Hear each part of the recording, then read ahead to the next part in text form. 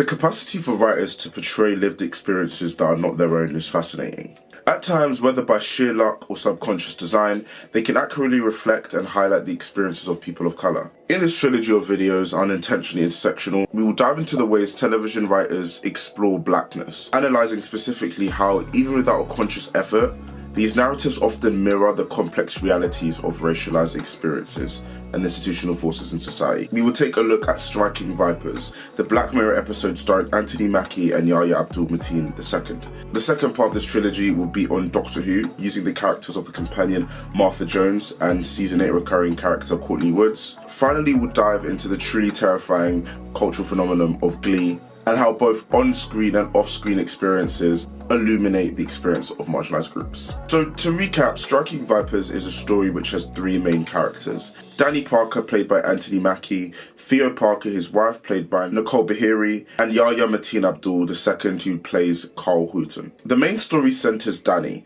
who as the protagonist, who is genuinely disinterested in the idealistic suburban lifestyle that he's living. Good job, nice house, beautiful wife, but we can see him really struggling to be present for his child and wife. They are attempting to try for a second child, but that struggle with infidelity seems to mirror the lifelessness of their marriage. For his 48th birthday, after some time disconnected from each other, Danny reunites with his college best friend Karl. Karl represents the opposite of the two ideal realities sold to men. Danny represents being the provider of the house. Karl represents the bachelor lifestyle, dates younger, more desirable women, and lives a life that seems to be free of domestic responsibilities and commitments. He seems to revel in this independence and apparent freedom that this grants him. But what's kind of underlying with these two men is that there's this deep satisfaction between both, which seems to really contrast what it was like when they lived together in college. This episode opens up with Danny and Theo engaging in roleplay at a bar and then taking that home. I think this is significant as roleplay could definitely be understood as a deviant form of sexual expression, but we'll come back to this. After they finish sex, Danny joins Karl to play a fighting game, not too dissimilar from Mortal Kombat or Street Fighter, called Striking Vipers. And I think what it acts as is this really nice parallel to the act of sex. Not only do they kind of act out what it is, it feels just as, or arguably more fulfilling to Danny than intercourse with Theo. And that's why Theo's presence in the relationship between Danny and Karl is interesting, because she really seems to be the one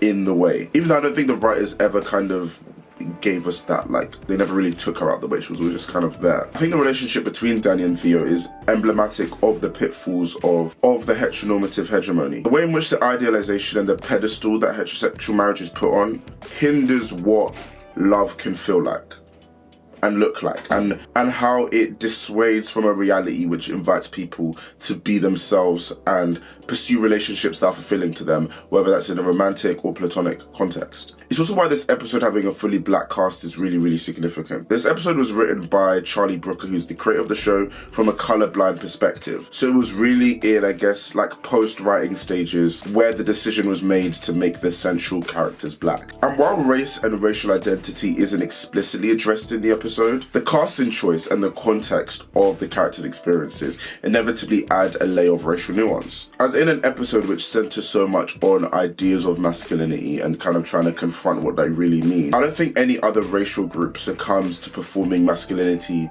the way in which black men do. But you could say blackness and modern racism are intrinsically tied together. Without racism, we wouldn't be black. And much of the masculine performance that we see black men doing is this negotiation to acquire and attain hegemonic masculinity. Hegemonic masculinity is about culturally normative ideals of what men should be like in society, emphasizing dominance, power, toughness, and authority. Black men have always kind of been situated outside of this. Again, like I said, I've kind of done two videos about the two extremes that are offered to black men, but ultimately it creates a sense of alienation from true self, because you have to subscribe to these ideas to survive in a society that is so anti-black and hostile to your very existence. The concept of the cool pose, first articulated by Richard Majors and Janet Mancini-Bilson, shows how through outwardly presenting a cool pose, an unbothered, stoic, tough exterior, it illustrates the black men's struggle for hegemonic power. Through adopting what are ultimately survival techniques, the black man can show a sense of resistance and aggression, this uncaring attitude to society's expectations, and it's a demonstration of power, which in essence, really all it does, well not all it does, but a big part of what it does is it masks the pain, struggles, and often the vulnerability that comes with living in a racially oppressive environment. The cool pose acts as a shield, a protective facade, simultaneously communicating both resilience and defiance. And while both men assume this cool pose in, again, two different sort of ways, interestingly for both of them, it impacts the way they interact with women. Again, we see a distance with the relationship between Theo and Danny, but also with Karl and the girl he's hooking up with that's kind of featured throughout the episode. There's this real disconnect and this unwillingness to be able to emotionally connect. And then what they do is they kind of find that in each other. I think gender politics in the black community is quite a complex issue to articulate, but one thing we can all agree on is misogyny, and specifically misogynoir, impacts the way men view women. Often there is this commodification of women that influences the way they are treated. For some men, women are seen less as individuals with their own agency, more as commodities or objects that exist for their own benefit or pleasure. And it's a real shame for black men because liberation from systematic oppression can't be achieved if so many men are choosing to co-opt in misogynist rhetoric to assume this inherent sense of power that they have or they deserve as a man. Which, I mean, it's really just envy. I feel like it's like this sort of white male envy, but unfortunately women are kind of just like strung along on this ride because of within hegemonic masculinity, heterosexuality becomes this norm. It's normative, it's what everyone is the default. You know, you have to like women, right? One of my favorite quotes of all time is by Marilyn Fire from Politics of Reality, a seminal book on feminist theory. To say that straight men are heterosexual is only to say that they engage in sex, fucking exclusively with the other sex, i.e. women. All or almost all of that which pertains to love, most straight men reserve exclusively for other men. The people who they admire, respect, adore, revere, honor, whom they intimate, idolize, and form profound connection to, who they are willing to teach and from who they are willing to learn, and whose respect, admiration, recognition, honor, reverence, and love they desire. Those overwhelmingly are other men. In their relationships with women, what passes for respect is kindness, generosity, or paternalism. What passes for honor is removal to the pedestal. From women, they want devotion, service, and sex. Heterosexual male culture is homoerotic. It is man-loving. Although heterosexuality is, again, like I said, is assumed default in society, a lot of men, due to the misogynistic and patriarchal attitudes and the stubbornness to stand by those ideas, means they kind of rob themselves of the opportunity to have a fulfilling love and connection with women, just due to a pure lack of respect. This desire for true love and intimacy, as his quote suggests, is projected into their relationships with men. Like this quote says, a lot of men can only truly find validation and affirmation from other men. And that's really, really gay. It's homoerotic in the sense where it's this expression and desire for this deeper connection and fulfilling sense of love that surpasses what platonic love is or what it's coded to be, I think. And this is a point I've really wanted to articulate for some time in a video, but there's this stupid like trend on TikTok, and I think personally we need to ban public interviews. There should be some sort of government agency that monitors podcast mics and who's just allowed to go out and carry a mic and a camera. But it's basically like there's this guy, he's doing public interviews and he's going around asking guys, would they rather cheat on their girl or snitch on one of their boys who's cheated? Would you lot rather snitch on the man them or cheat on the love of your life? Cheat on the love of your life. Yeah. Cheat on my life. I'm cheating, bro. Cheat. 100%. Cheating on the girl? Yes. Cheat on my girl. Cheating on the girl? Always. You cheating on the girl? 100%, bro. Let me say something inspirational. Aye, tomorrow's never promised. Cheat on your girlfriend today. Crazy. Listen, you can say you're joking, but I don't think people who like have this rhetoric, I generally don't think they are joking. And what it comes down to is there just isn't this same inherent respect for women that they have for men. And that's a problem for everyone. And from that, there's really only two options.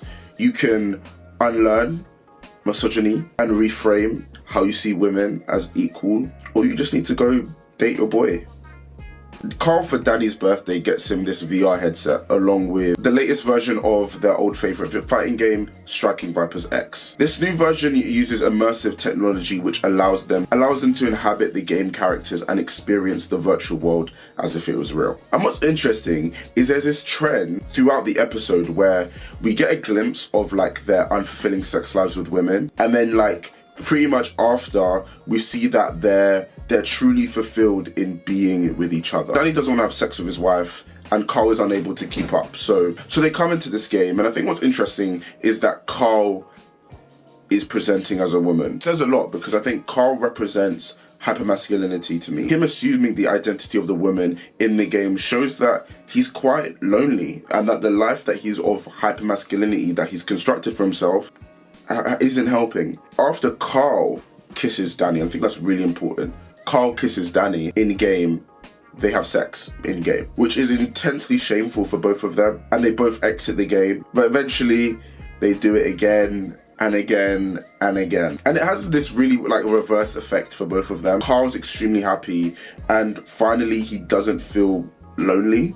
Whereas it's different for Danny. He has a wife and a child, and I think it's not just adultery in this moment. It's way more loaded than that. There is baggage because he really has bought into this idea of hegemonic masculinity and the heteronormative life that he's supposed to live. He's married, he has a child, and he's supposed to be content with his life. Yet he finds an unexpected form of intimacy and connection within the game, something that challenges everything that he's been conditioned to believe about himself and his desires. And to be frank, I think what it boils down to is the possibility of what this says about both of their sexualities. And the reality is, men, especially black men, aren't even allowed to even consider that, the reality of that, or even touch what that could be, because it's just such a no-go. It's also important to mention the racialized nature of DL or down low culture. Down low or DL is a term mainly used to describe black men who present themselves as heterosexual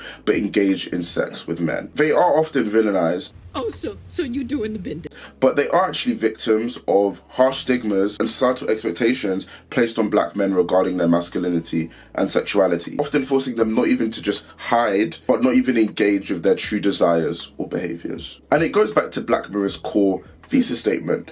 What could the advancement of technology do to humanity? And despite Black Mirror's tone often being focused on how terrible our future looks like, I think this episode is actually the opposite. Despite the negative audience reception from this episode, which is obviously just rooted in homophobia, this episode is about what happens when there's a separate reality where we are free to act on our deepest desires. This doesn't remove any consequences or implications from their actions, because I don't really like how in this episode they kind of discard Theo in a way and like the emotions that she's feeling per se, because she does also face a bit of a dilemma, right? As she's interested and she's kind of dancing internally with this idea of polygamy. I think a part of the thesis of this episode is how a liberated reality can be achieved through the queering of reality, right? A reality where the way sexuality is experienced can't be put into a box or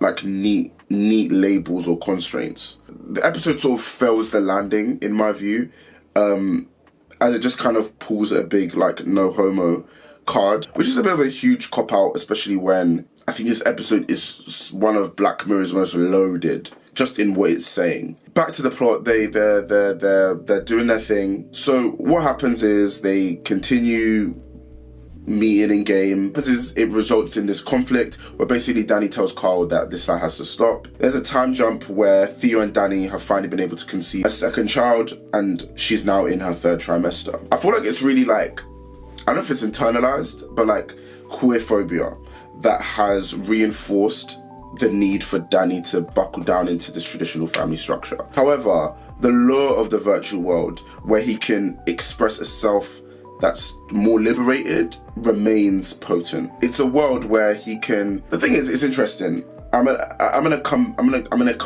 back to this, but like it's a place where he can express all like these suppressed desires freely, a privilege that his real life persona doesn't have the opportunity to.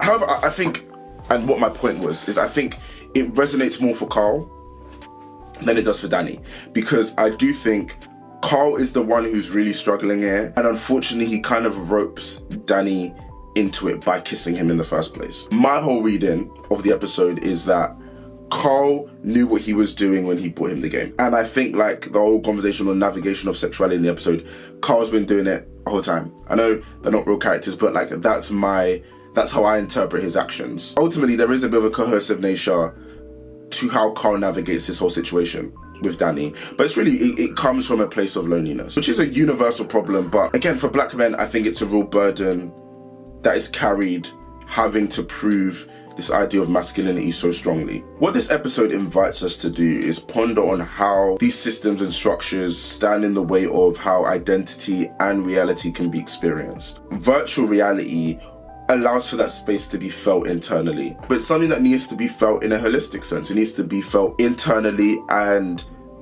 affirmed through your environment, right? The social dynamics and relationships that spur out of this suppression of this need to be self become so blurred, and again, everyone suffers. Men's relationship with women suffer because of misogyny and due to the rigid performance of masculinity, but that desire for intimacy gets projected into their relationships with men, which are coded as homosocial or even homoerotic. This becomes even more complicated when we actually start to consider the mere concept of queerness. Queerness is like difficult to define because it's just so abstract, such an abstract concept, but it's basically the deviation from normative identities in relation to sexuality and gender. So much of the black identity negotiation in the West is trying to be normative, trying to be normal, to avoid and be uplifted out of the oppression that is experienced due to being non-normative, right? So for black men, even to entertain this idea of queerness when you've been sticking so strictly to a social script is nonsensical, which is why I think so many illustrate such a discomfort and distaste to this episode. But the the queering of reality, meaning where we're like, I guess even deconstructing what normative is, doesn't have to indicate towards a positive merely for queer people, which is why the liberation of self and the liberation of all is interdependent. Black people aren't going to be liberated from systematic racism if it's only for cishet black men. However, holistic liberation, which is intersectional in nature and includes women, queer people, and all other intersections within the black community, is what will truly be liberating. And that requires an active intersectional imagination of reality. What does a feminist, queer, disableist, inclusive reality look like, for example? Are we bold enough even to imagine or even play with the idea in our heads? This episode, specifically centered on queerness, can we even entertain a reality where our heteronormative framework of understanding sex and sexuality, which centers straightness, where that doesn't exist or is even challenged heavily? This doesn't even include just sexual orientation. I noted at the beginning of the episode, the only time we really see Danny and Theo enjoying sex is outside of normative sexual behaviors, where they are role-playing at the bar. But even for Theo, even though our main storyline in this episode is this like DL husband storyline, Oh, so you doing the bending? She even finds happiness in non-normative behavior, again, polygamy, provoking this idea of a queer, or if this swallows down a bit better, a non-normative hold of reality, grasp of reality. Whilst this episode is bold in its overarching statement, I think it flops the landing a little bit with the climax where the two men decide to kiss, to basically know the truth. My personal reading of this is that Karl is a queer character, and he's basically lying just to save face. But that's me. I don't know nothing about that lifestyle. Whatever y'all got going on. As potent as it is illustrating that it's actually okay to question your sexuality, be willing to find answers that could lead you quite comfortably, I don't want to say back, but lead you quite firmly in heterosexuality. However, it does suggest that queerness is like this phenomenon that could happen and then sort of disappear. Now, does queer experience dictate queer identity? Not necessarily. I think a really good character that comes to mind is Jered from Insecure, who basically opens up to Molly, who he's seeing basically about like a time where him and his friend had like a sexual experience or whatever, but like he's past it, but she's just really repulsed by this idea. But in context of this Black Mirror episode, it seems to allow the characters to kind of live uncritically about the queer experiences that they've had and be kind of just like, oh, like, hooray, we're straight. It can reinforce this idea that like queerness is nothing more than interaction between two people of the same sexual orientation. Or no, like two people of the same gender, instead of something that everyone needs to kind of accept and in some ways celebrate in order for everyone to just kind of coexist as themselves. And it's a shame, like there's a lot of brilliance that I've kind of explored in this episode, but it's a shame that the ending isn't a provocation to kind of think deeply about the themes of the episode.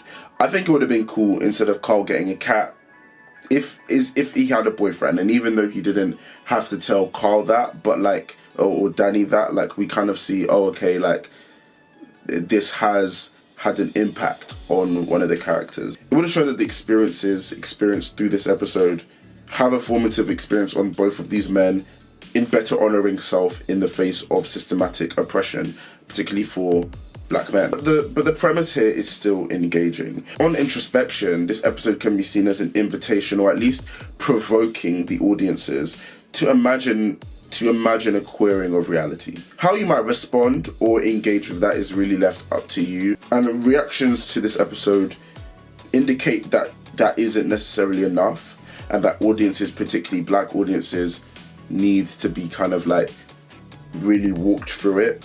But it's something. I wanted to end this episode off with like kind of provocations for like further thought, and kind of just some lingering questions even that I had, so kind of to like generate discourse in the comments.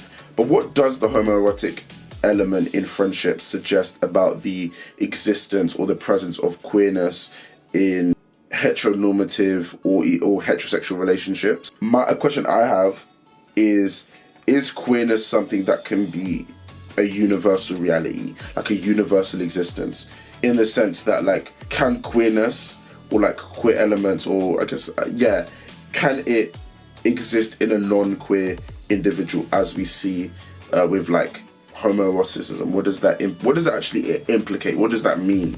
And then finally, can a queer reality coexist with a non-queer reality? The episode really shows the tension between the two realities, but whether you believe it or not, how can these two realities find some resolution? Can a queer reality and a non-queer reality coexist? Or what does it look like? Do we have dismantling of the whole structure, or what? That's it. I think it's an excellent episode, and I think it just shocks me. I think it just shocks me that there was no like Black people on the writing team or the directing team. I just think it's done so brilliantly, and I think it's a great food for thought, as I think a lot of Black Mirror episodes are.